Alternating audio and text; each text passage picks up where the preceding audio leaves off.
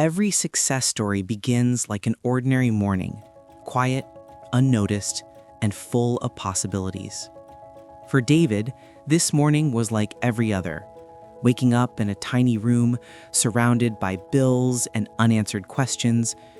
His mother, exhausted but loving, handed him leftover food, the only guarantee he had for the day. He stepped into his old Corolla, a car that had seen too many struggles, just like him. David began another long day on the road, hoping today would somehow be better than yesterday. But the world didn't care about his pain. Some passengers shouted, others complained. David stayed calm because he needed the money. When the rain came and the engine shook, David whispered to the car like an old friend, begging it not to give up on him. Then came a request from a luxurious district, the kind he usually avoided, but today he took the chance. At the gates of a 5-star hotel, David picked up a man whose presence instantly shifted the air. Mr. Lexander, a billionaire. The ride was silent, but not the uncomfortable kind. The kind that felt like something important was about to happen. The old man studied him. The cracked phone, the worn-out seats, the tired eyes that still carried determination. David kept glancing at him through the rearview mirror, unsure why the stranger felt so different. Finally, the billionaire spoke. "How long have you been driving?" David answered softly, unsure of what the man saw in him. At a red light, Mr. Lexander leaned forward and said words David would never forget. "One decision can change your entire life, if you're brave enough." David laughed nervously, thinking it was just small talk, but the old man smiled, as though he knew something David didn't. When they arrived, Mr. Lexander paid him double, not as charity, but as an invitation. Then he leaned into the window and said, "Buy a notebook. Write down 10 problems people complain about. Solve one, just one, and your life will change." David sat frozen for minutes after the man walked away.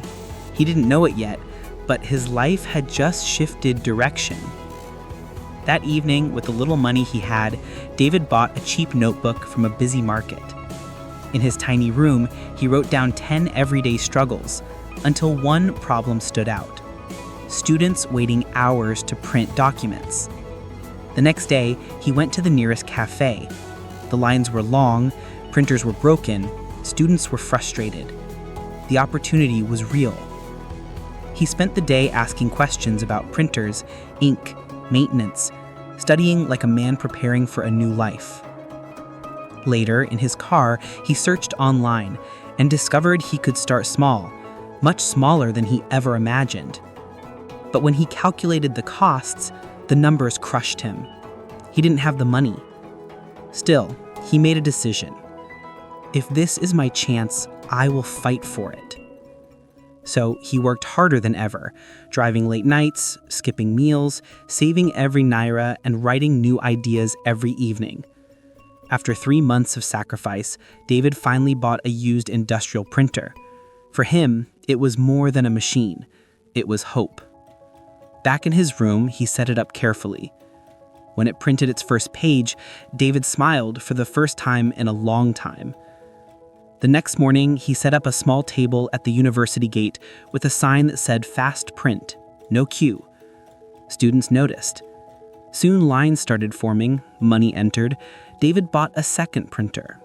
His confidence grew as fast as his business. Months later, he had a canopy, chairs, multiple printers, and an assistant, helping him serve students nonstop. When he went to the bank to open a business account, even the manager was impressed by his earnings. David was no longer struggling. He was building something real. He rented a shop near the university, repainted it himself, and began transforming it into a proper print center. Weeks later, his shop buzzed with customers. Students, schools, businesses, everyone trusted him now. A year later, David owned a full printing company with staff, branded uniforms, and large machines. The boy who once begged his car not to break down had become a CEO. When journalists asked him what changed his life, David said 2 words: a notebook. One afternoon, he arrived at the same luxury hotel, but this time in a brand new SUV. Inside the lounge, he found Mr. Lexander sipping tea. David walked up to him with tears in his eyes and whispered, "Sir, your advice worked." The billionaire smiled and said, "I knew it would. Most people hear advice, but only a few obey." And as David stood overlooking the city he once struggled to survive in, he realized something powerful. It wasn't the ride that changed his life. It was the decision